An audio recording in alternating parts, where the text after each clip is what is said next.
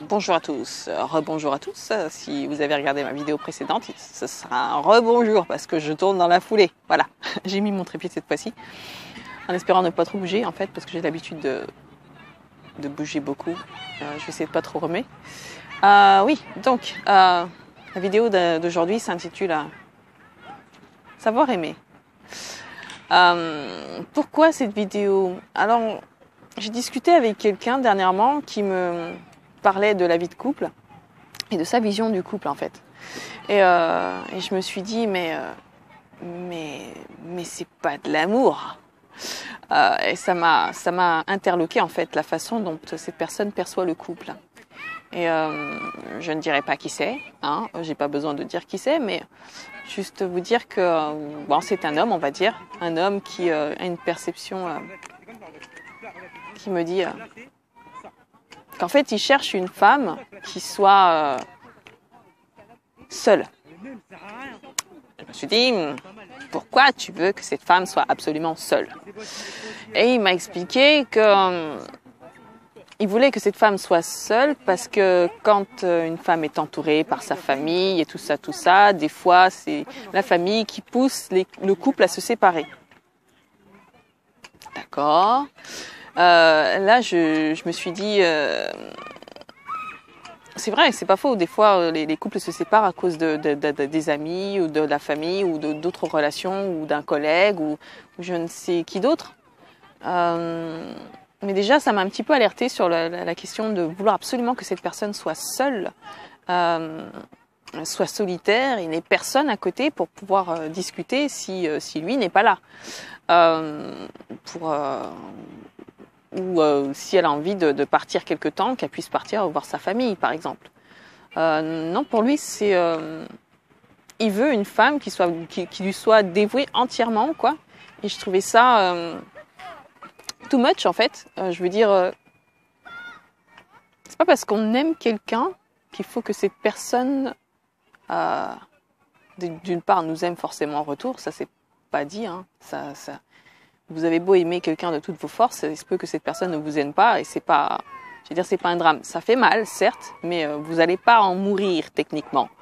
Normalement, votre cœur continuera de battre. Voilà, ça va vous perturber pendant quelques temps, très fortement perturber, vous rendre triste, voire déprimé, surtout si vous tenez énormément à cette personne. Mais il faut savoir, je pense que vouloir que cette personne reste avec vous, même si elle a envie de partir et l'isoler pour qu'elle n'ait aucun moyen de sortir en fait de ce couple qui ne lui convient pas et qu'elle est comme seule alternative que de rester dans ce couple, je trouve que c'est pas vraiment ça aimer. Ça, c'est être possessif. C'est vouloir garder pour soi quelqu'un qui potentiellement c'est refuser le droit à cette personne de partir si elle n'est pas bien en fait. Si elle n'est pas bien, si elle n'est pas à l'aise, si elle ne ressent plus rien, si pour X raisons, hein, ou si le comportement de son conjoint ne lui convient plus, ça veut dire l'interdire de partir et d'aller et de éventuellement rencontrer la personne qui lui correspond en fait. Donc si vous êtes avec quelqu'un et que cette personne a envie de partir, j'ai envie de dire, mais faites-lui ce cadeau, laissez-la partir, laissez-le partir, parce que ça peut très bien être un homme aussi. Cette personne n'a pas envie d'être avec vous, pourquoi lui forcer la main? Il n'y a pas à forcer la main en fait. À partir du moment où vous forcez la main, c'est plus de l'amour en fait, c'est de la possessivité, c'est de l'égoïsme. Et, une relation amoureuse ne peut pas se construire sur de l'égoïsme. C'est pas possible. C'est pas viable comme relation. C'est pas quelque chose de sain. Voilà. Une relation saine, c'est accepter l'autre avec ses qualités, ses défauts. C'est il y a des gens qui passent. J'espère qu'ils vont pas rentrer dans le champ. Sinon, je serai obligée de flouter. Voilà. Mais sinon, je flouterais. Je flouterais, peut-être qu'ils veulent rester, ils veulent passer sur la vidéo. Je ne sais pas. Mais c'est compliqué de base. C'est très difficile. parce qu'on se fait une image, de l'autre, et parfois cette image n'est pas en accord avec la personne n'est pas en accord avec l'image qu'on se fait d'elle. Et c'est à vous de savoir jusqu'à quel degré vous pouvez accepter l'autre dans ses différences. Et savoir aimer quelqu'un, c'est l'accepter dans ses différences, dans son intégrité, dans sa totalité. Vous prenez le package, vous prenez les qualités, les défauts, vous les gardez. C'est pas genre vous gardez ce qui vous plaît et puis vous rejetez le reste. Non, non, non. Quand vous êtes en couple avec quelqu'un, vous acceptez le tout. Bon, bien sûr, si l'autre personne fait des choses gênantes, bon, vous aurez des discussions peut-être un petit peu houleuses. Peut-être que vous devrez recadrer les choses, mais en grosso modo, vous ne pouvez pas empêcher l'autre de partir s'il ne ressent plus rien pour vous. Si vous voulez lui donner une preuve d'amour, c'est justement de le laisser partir, la laisser partir à ce moment-là. Et je pense que il a dit ça, c'est plutôt par il a peur d'être seul. Je pense que c'est plus une peur d'être seul, une peur de l'abandon en fait. Je pense que c'est vraiment, c'est ça le souci, c'est quelqu'un qui a perdu sa mère étant bébé à la naissance, donc qui a certainement ressenti l'abandon d'une mère, l'absence d'une mère, et de ce fait a peur d'être abandonné par les femmes en fait qu'il rencontre. Et je pense que ça va être un travail à faire sur lui-même, sur lui, c'est-à-dire accepter le fait que l'autre puisse partir et se dire que l'autre n'aura pas forcément envie de l'abandonner non plus en fait. Il n'a aucune idée de ce que l'autre peut ressentir pour lui. Il anticipe déjà sur le départ de l'autre. Il se dit que donc déjà ça témoigne d'un mal-être intérieur et d'un manque de confiance en soi, peut-être même d'un manque d'estime de soi. Et je pense que le problème ne viendrait pas de cette femme en fait, ça viendrait de lui. Et ce n'est pas à elle de faire des pieds et des mains pour rester avec lui, mais plutôt à lui d'avoir suffisamment confiance en lui et de s'aimer suffisamment pour pouvoir accepter qu'elle s'en aille si elle n'a plus envie de rester. De pouvoir accepter ce départ. Quand quelqu'un vous quitte, c'est toujours douloureux, mais ne pas l'accepter, ça devient encore plus douloureux pour les deux parties, en fait. Et bien sûr, quand l'autre s'en va, ça fait une douleur, mais avec le temps, je dirais, le temps a fait son œuvre et qu'il permet de cicatriser quand même d'un départ de quelqu'un. Au bout d'un moment, vous ne ressentez plus de douleur par rapport à ce départ. Mais ne débolissez pas l'autre sous prétexte que cette personne ne veut pas rester avec vous. Voilà.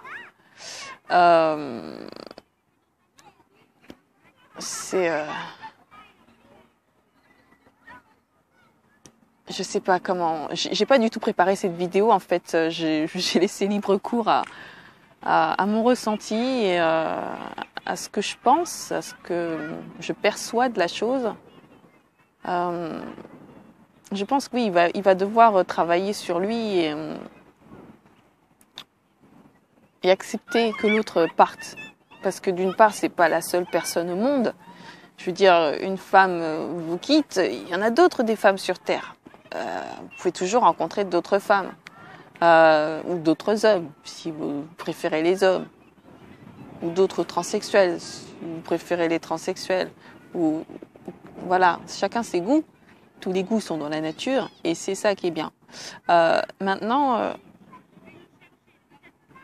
il y aura beaucoup de choses à couper parce que en fait, je réfléchis en même temps que je tourne. Et c'est pas évident de poser une idée quand on tourne en même temps. Je peux vous assurer que c'est vraiment un exercice très difficile. Je pensais pas, mais vraiment c'est compliqué. Mais vraiment Un couple, c'est être en harmonie à deux. Voilà. Pardon. Un couple, c'est être en harmonie à deux. C'est un équilibre. Voilà, il faut qu'il y ait un équilibre entre les deux. S'il y en a un qui aime plus que l'autre, ça va pas. Si les deux ne s'aiment pas, ça va pas. S'il y en a un qui aime, l'autre qui n'aime pas, ça va pas. S'il y en a un qui fixe les règles et l'autre qui doit absolument obéir, ça va pas non plus. Il faut qu'il y ait une entente, il faut qu'il y ait du dialogue en fait. Il faut vraiment qu'il y ait un dialogue et que chacun écoute l'autre et laisse de la place à l'autre. C'est très important et surtout ne pas imposer à l'autre son point de vue, ses désirs, parce que là on n'est plus dans l'amour, on n'est plus dans la relation de couple, on est limite dans la prise d'otage. Voilà, dans la prise d'otage et là ça devient vraiment très malsain. Voilà, donc si vous tenez à quelqu'un, laissez cette personne avoir son libre arbitre et décider si jamais c'est terminé de partir avec la personne de son choix. Alors ce sera difficile, je vous le cache pas, ça va vous faire mal, ça risque de faire mal. Mais vous préférez quoi? Souffrir et savoir que l'autre est heureuse ou est heureux, ou alors vous satisfaire, mais alors que l'autre se sent enfermé dans une cage en fait, et perd peu à peu sa joie de vivre. Est-ce que vous pourrez vous regarder en face en vous disant cette personne souffre à cause de moi parce que je ne veux pas la laisser partir? Est-ce que vous pouvez vous sentir bien avec ça? Est-ce que vous pouvez vous sentir OK avec ça? Réfléchissez bien. Pesez le pour et le contre. Garder quelqu'un contre son gré, la laisser partir.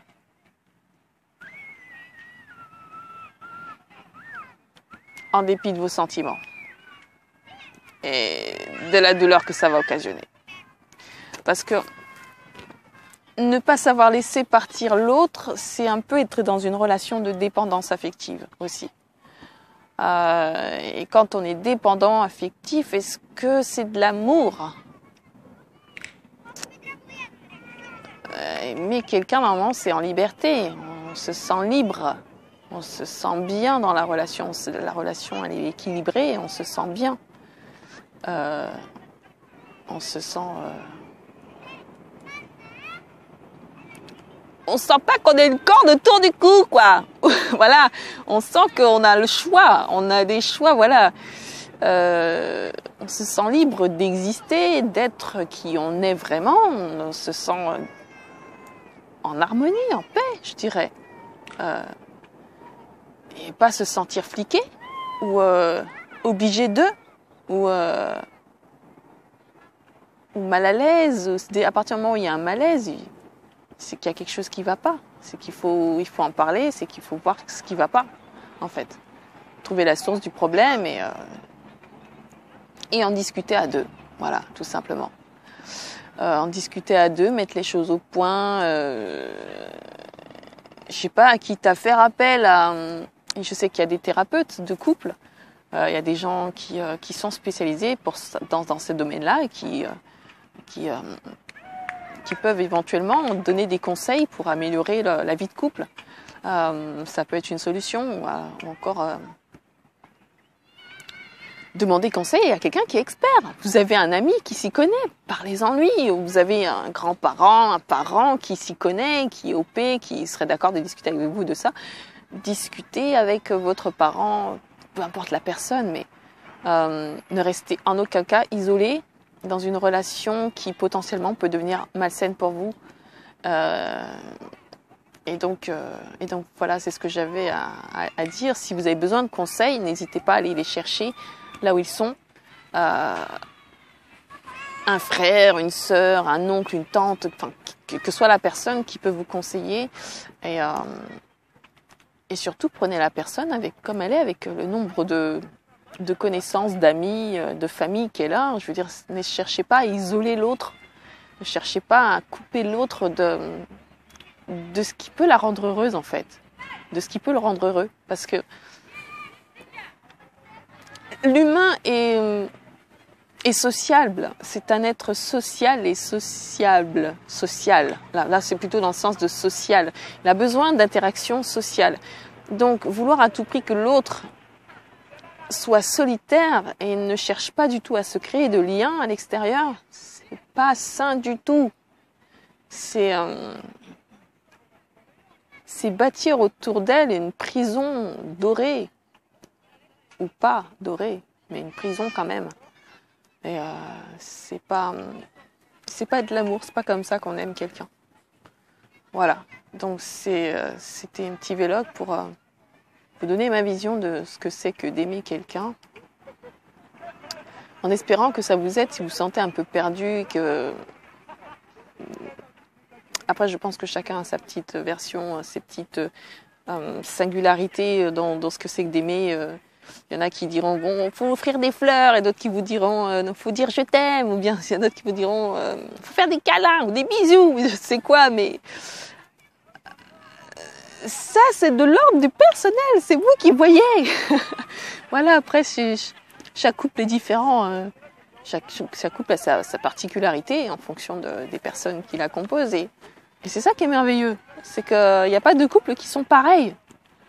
La seule chose qui est pareille dans les couples, normalement, c'est le sentiment amoureux.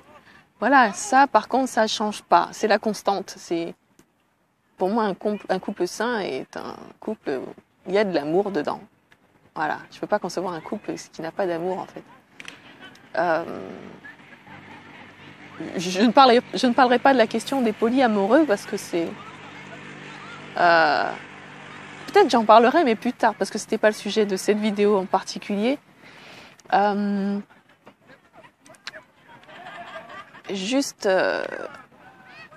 Ne soyez pas dépendant de l'autre. Cultivez votre indépendance. Cultivez votre indépendance affective. Et vous serez plus à même d'accepter que l'autre ait son espace. Et vous ne serez plus inquiet, en fait, que l'autre discute avec d'autres. Ayez confiance en vous. Ayez confiance en qui vous êtes. Ayez de l'estime pour vous. Aimez-vous. Si vous vous aimez suffisamment, vous n'aurez plus peur que l'autre vous quitte, puisque vous aurez de l'amour de vous-même. Et vous saurez que vous êtes capable de retrouver quelqu'un derrière, si jamais cette personne vous quitte et vous aime plus. C'est pas la fin du monde, c'est peut-être la fin d'un monde. Un monde que vous avez peut-être construit à deux, que vous vous apprêtiez à construire à deux et qui finalement n'est plus ou ne sera plus. Mais ce n'est pas la fin du monde et vous pouvez en recréer un autre avec une autre personne. Mais je pense que en premier lieu, il faut falloir que vous créiez votre monde intérieur et que vous le construisiez de manière assez solide pour pouvoir encaisser que l'autre ne soit pas exactement tel que vous le souhaitiez, que l'autre finalement ait d'autres envies et d'autres rêves et que vous n'en fassiez pas partie, et de l'accepter en fait. Et je crois que c'est à peu près tout ce que je voulais dire. Je crois que j'ai fait le tour de la question. Peut-être que je vais me rendre compte après que j'ai oublié des choses. Comme c'est une vidéo un peu spontanée et que j'ai rien préparé du tout. C'est juste, je voulais en parler. Et je voulais à l'occasion avoir votre avis, ce que vous en pensez. Et s'il le faut, je referai peut-être une autre vidéo si vous avez des questions. Voilà, des questions sur des sujets que vous voulez, peu importe. Est-ce qu'il y a des questions tabous? Ça dépend de l'âge des gens qui vont visionner les vidéos, parce que je voudrais pas non plus être choquante en fait. Je veux pas choquer s'il y a des enfants, des adolescents qui passent par là. Au contraire, je veux vraiment faire quelque chose qui soit éducatif. Laisse-moi tranquille le moustique. Éducatif et qui vous aide à améliorer vos relations en fait, votre perception de vous-même, des autres et surtout oui du relationnel, améliorer vos relations. Donc tenir compte des émotions des autres, c'est vraiment très important. Tenir compte des envies des autres, c'est vraiment très important. De votre partenaire, de vos amis, de votre famille, c'est très important. Et là, je voulais parler du couple précisément parce que c'est la question qui est venu, je sais plus c'était quand, peut-être ces discussions doivent dater maintenant de 2 semaines. Je vais rentrer parce qu'il commence à faire nuit. Et donc voilà, je voulais vous partager ça et faire un... Voilà, vous amener à réfléchir aussi. Vous avez le droit de trouver des choses, peut-être être en désaccord avec ce que j'ai pu dire. C'est tout à fait possible, plausible, mais dans ce cas-là, argumentez. Voilà, si vous argumentez, moi je suis preneuse en fait de si j'ai oublié des choses ou si vous avez pensé à quelque chose en particulier ou si vous êtes d'accord, voilà. Et n'hésitez pas à me donner votre point de vue sur la question, à ce que vous en pensez, si vous voilà, quel est votre vécu par rapport à la question, quel est votre ressenti par rapport à la question, qu'est-ce que vous en pensez, et voilà. Et n'hésitez pas à en discuter entre vous dans les commentaires, ce serait vraiment génial. C'est vraiment pour partager, pour voilà, améliorer la condition humaine en apprenant les bases, parce que c'est pas quelque chose que on pourrait s'attendre à ce que les parents vous éduquent forcément là-dessus, mais c'est pas toujours le cas. Donc voilà, j'apporte ma modeste contribution dans ce sens. Et j'espère que ça vous sera utile, j'espère que ça vous fera plaisir aussi. Je veux surtout pas que vous vous sentiez jugé si vous êtes dans l'erreur ou si vous êtes à tendance possessive. J'ai juste envie de dire travailler sur vous en fait. Il va falloir que vous fassiez un travail sur vous. Il y a toujours moyen de s'améliorer. Donc voilà, c'est une piste de travail pour vous en fait. C'est vraiment là pour vous dire pointer du doigt ce qui va pas ou ce qui ne pourrait ne pas aller pour pouvoir bosser dessus et améliorer les choses. Voilà, tout simplement. Donc voilà, je vous fais plein de câlins. J'espère que la vidéo n'est pas trop longue, elle fait 22 minutes et 18 secondes. La précision, oui, c'est mon truc. Mais voilà, je vous souhaite voilà, de bien vivre votre relation amoureuse si vous en avez une. Et surtout, n'hésitez pas à commenter, à liker, partager si vous pensez que ça peut aider quelqu'un. S'il y a quelqu'un qui se pose des questions et qui ne sait pas du tout comment ça se passe d'un point de vue relationnel, ça peut l'aider, voilà, vous envoyez le lien. Et cette personne sera la bienvenue, si c'est une fille, sur cette chaîne. Voilà. À très bientôt, à très vite. Je ne sais pas du tout si je proposerai ce type de vidéo parce que je ne sais pas du tout si ça intéresse. Donc voilà. À très bientôt. Il commence à se faire tard et j'ai pas envie qu'on m'enferme dans le parc en fait. Donc je vais y aller et je vous dis à très bientôt dans une prochaine vidéo. Et prenez soin de vous.